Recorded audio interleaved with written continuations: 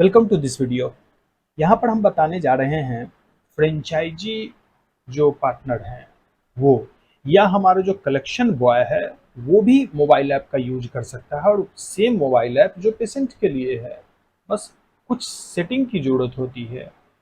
अगर franchise partner log in करता है तो उसके लिए किसी सेटिंग की ज़रूरत नहीं है, लेकिन अगर हमारे कलेक्शन बॉय को हम चाहते हैं कि वो ऐप से लॉग इन करके टेस्ट को रिक्वेस्ट कर दे, पेशेंट को रजिस्टर कर दे, पेशेंट से कलेक्शन ले, कलेक्शन को अपडेट कर दे, तो ये सारी चीज़ें जो लड़का है जिसको कि हम कलेक्शन के लिए फील्ड में भेजते हैं उसको हम अलाउ कर सकते हैं। और उसके लिए सिंपल एक सेटिंग की ज़रूरत है। यहाँ पर जो स्क्रीन देख रहे हैं यहाँ टेस्ट रिक्वेस्ट है केवल, और जहाँ भी मोबाइल का पिक्चर दिख रहा है ये सारा का सारा जो लड़का है उसके द्वारा लॉगिन किया गया है, यानी कि रजिस्टर किया गया है।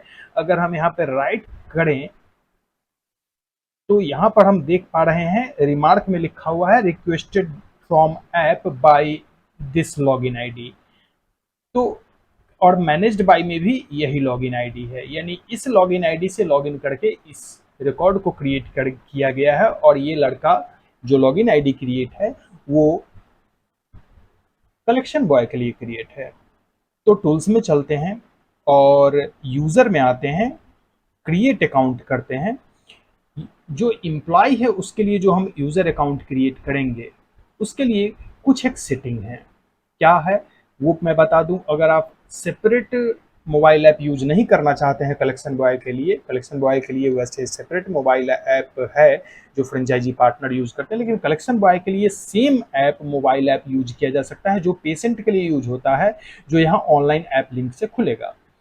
तो सबसे पहले क्या करना होगा कि जो हमारे लड़के हैं उनको भी आप डॉक्टर मेनू में जाके यहाँ पे और क्रिएट कर दीजिए। केवल उसका टाइप जो होगा, यहाँ पे पूछा जाता है कि उसका टाइप क्या है, तो यहाँ पे रखेंगे कि उसका टाइप एम्प्लॉय है। और यहाँ पे ईमेल आईडी यहाँ पे निश्चित रूप से लड़के का भरना है। यही ईमेल आईडी से हम लड़के का अकाउंट बनाएंगे और अकाउंट बनाते समय same email ID user mail ID में लिखेंगे। यूजर आईडी की आवश्यकता नहीं है, वैसे उसका हम शॉर्ट फॉर्म लिख सकते हैं। पासवर्ड आप जो चाहे सेट कर सकते हैं, बाकी डिटेल मेंटेन करें। और इसमें से किसी में भी टिक लगाना नहीं है, किसी भी ऑप्शन में ये सब में टिक लगा हुआ है, ये सारे टिक आपको हटाने होंगे, इसका कोई यूज नहीं है। लेकिन अलाउ कलेक्शन में टिक होना चाहिए। अलाउ कलेक्शन में टिक अगर नहीं है तो वो as a general user treat किया जाएगा, एज ए पेशेंट ट्रीट किया जाएगा। वो रजिस्टर तो कर सकता है, टेस्ट रिक्वेस्ट भी दे सकता है, पर कलेक्शन की एंट्री नहीं कर सकता, बारकोड इनेबल नहीं होगा और भी बहुत सारी चीज़ें इनेबल नहीं होंगी। लेकिन जैसे ही अलाउ कलेक्शन पे टिक लगा देते हैं, लॉजिक जो है ऐप का वो लॉगिन करते समय डिटेक्ट कर लेता है कि अगर इसे कलेक्शन अलाउड है तो ये निश्चित रूप से एम्प्लॉय होना चाहिए, और एम्प्लॉय से रिलेटेड फंक्शनलिटी ऐप में ऑटोमेटिक इनेबल कर देता है। तो सेटिंग यहाँ पे क्लियर हो गया। अब हम ऐप पे आते हैं और वहां दिखाते हैं कैसे काम करता है। तो यहाँ पे हमारा ऐप खुला हुआ है और हम लॉगिन हैं उसी अकाउंट से जिसको कि हमने एम्प्लॉय सेट किया है और उसके लिए आईडी क्रिएट किया है और अलाउ कलेक्शन दिया है। यहाँ पे न्यू टेस्ट जो है यहाँ से रिक्वेस्ट दे सकता है। दो तीन तरीके हैं, एक एक करके बताता हूँ। पहले न्यू टेस्ट से रिक्वेस्ट दे सकता है, डायरेक्टली न्यू टेस्ट पे क्लिक करेगा और यहाँ पे क्लाइंट कोड पे सर्च करने का प्रोविजन है। क्लाइंट कोड मतलब किसके यहाँ गया है, उसका क्या कोई कोड सिस्टम में जनरेट किया हुआ है, अगर है तो वो कोड यहाँ पे लिखा जाएगा और सबमिट करेगा। तो ऑटोमेटिक रेट जो है उसके अनुसार अप्लाई होगा। क्लाइंट कोड मतलब फील्ड में जो हमारा कलेक्शन सेंटर है वहाँ उसको हम क्या रेट प्रोवाइड करते हैं उस रेट के अनुसार ऑटोमेटिक लॉजिक कैलकुलेट करेगा। तो उस कलेक्शन सेंटर को कोई कोड अलाउड होगा, उस कोड को यहाँ पे टाइप करेगा लड़का, तो रेट उसके अनुसार कैलकुलेट होगा। क्यों कि अभी हमारा वो एम्प्लॉय है।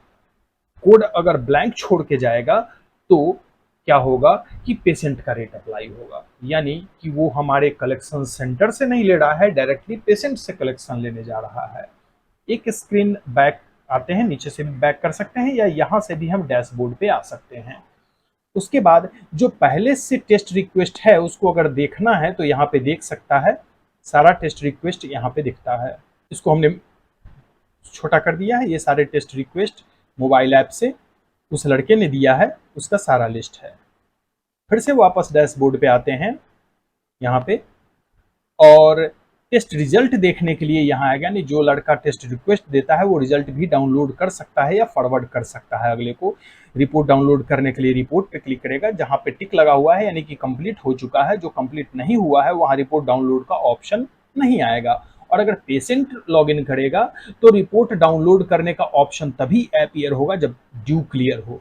ड्यू अगर क्लियर नहीं है तो वहाँ क्लियर ड्यू का ऑप्शन होगा और वो ऑनलाइन पेमेंट कर सकता है। तो यहाँ से जो टेस्ट रिक्वेस्ट उस लड़के ने दिया है उसका एक लिस्ट हमें दिख रहा है। फिर से वापस डैशबोर्ड पे आते हैं। एक तरीका अभी तक हम देखें, यहाँ से फीडबैक देने के लिए, यहाँ से बिल देखने के लिए है, ये कोई मैसेज अगर ऐप पे आया है उसको देखने के लिए, कोई ऑफर पब्लिश किया गया है उसको देखने के लिए है। एक साथ वो बंदा जो जिसको भी हमने लॉगिन आईडी पासवर्ड क्रिएट करके दिए हैं वो चाहे तो और बंदे ऐड कर सकता है, पेशेंट ऐड कर सकता है। दरअसल में वो जो भी ऐड करेगा वो पेशेंट होगा, तो केवल पेशेंट भी ऐड कर सकता है। रिसीट ये है पेमेंट कलेक्शन के लिए कि वो क्या कलेक्शन ले रहा है। सपोज गया आज सैंपल कुछ नहीं है, कलेक्शन के लिए ही गया है और वहां से पैसे लिए, वो एंट्री कर देगा, वो ऑटोमेटिक अकाउंट में रिफ्लेक्ट करेगा। लेकिन केवल कलेक्शन के लिए वो पेशेंट के पास तो जाएगा नहीं, निश्चित रूप से वो किसी पार्टनर के पास जाएगा, किसी कलेक्शन सेंटर के पास जाएगा, तो वहां से जो भी पेमेंट मिला उसको अपडेट कर देगा। लेकिन अगर टेस्ट भी कलेक्शन है तो एक तरीका बता चुके, न्यू टेस्ट के जरिए यहां से जाएगा, या दूसरा तरीका ये है कि बारकोड ऑप्शन से जाएगा। यहाँ बारकोड ऑप्शन से जाने पर पहले बारकोड का ऑप्शन आएगा, उसे बारकोड स्कैन करना पड़ेगा तभी आगे बढ़ सकता है, बिना बारकोड स्कैन किए हुए आगे नहीं बढ़ सकता है। तो यहाँ पर कैमरा बटन पे टच करेगा, ऑटोमेटिक कैमरा बटन खुल जाएगा, यहाँ बारकोड को स्कैन करेगा। बारकोड स्कैन करने फाइल पे पहले बारकोड वो चिपकाएगा, प्री प्रिंटेड बारकोड जो कि वो लैब से लेके गया है उसको चिपकाएगा, वहाँ स्कैन करेगा। और एक बारकोड को 2 बार डालने का यहाँ ऑप्शन है, अगर स्कैन न करके वो मैनुअली लिख रहा है तो 2 बार लिखेगा ताकि गलती ना हो, फिर यहाँ से आगे प्रोसीड करेगा। एक्चुअली एक क्लाइंट कोड मैं कॉपी करके ले आया हूँ, वही क्लाइंट कोड यहाँ पे मैं पेस्ट कर लेता हूँ और क्लाइंट कोड पेस्ट करके यहाँ से मैं प्रोसीड करता हूँ। प्रोसीड करने पर ऑटोमेटिक उस क्लाइंट का जो भी रेट हमने अलॉट किया हुआ है वो यहाँ स्क्रीन पर आ गया। अब जो भी टेस्ट सिलेक्ट करना है वो चाहे तो यहाँ टाइप करके सर्च भी कर सकता है और चाहे तो डायरेक्ट वो यहाँ से इस आइकॉन पे क्लिक करके टेस्ट भी सिलेक्ट कर सकता है, सर्च करके भी सिलेक्ट कर सकता है। और टोटल यहाँ पे दिख रहा है 730 रुपये। यहाँ से आगे बढ़ेगा, सबमिट रिक्वेस्ट पे जाएगा।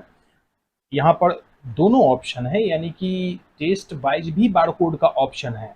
अगर टेस्ट वाइज बारकोड ऑन है तो पहले बारकोड की जरूरत नहीं है। बारकोड फाइनली जब वो टेस्ट सेलेक्ट कर लेगा उसमें कितने वायल लगने हैं लॉजिक कैलकुलेट करके ऑटोमेटिक उतने बारकोड का ऑप्शन देगा और वो बारकोड स्कैन कर सकता है, टीआरएफ अपलोड कर सकता है, पेमेंट लेके अपडेट कर सकता है। तो इतने ऑप्शन हैं। आगे बढ़ने पर फिर वही है, डॉक्टर का नाम किस डॉक्टर से है, पेशेंट का नाम क्या है, एज कितना है, बाकी डिटेल्स वगैरह है। नीचे स्क्रॉल करें तो कौन कौन सा टेस्ट उसने सेलेक्ट किया है। यहाँ से सबमिट करने पर चूंकि सेव हो जाता है इसलिए मैं यहाँ से आगे नहीं बढ़ रहा हूँ। सेव होने के बाद फाइनली पेमेंट कलेक्शन का ऑप्शन, बारकोड स्कैन का ऑप्शन या टीआरएफ अपलोड का ऑप्शन आता है। That's all. Thank you.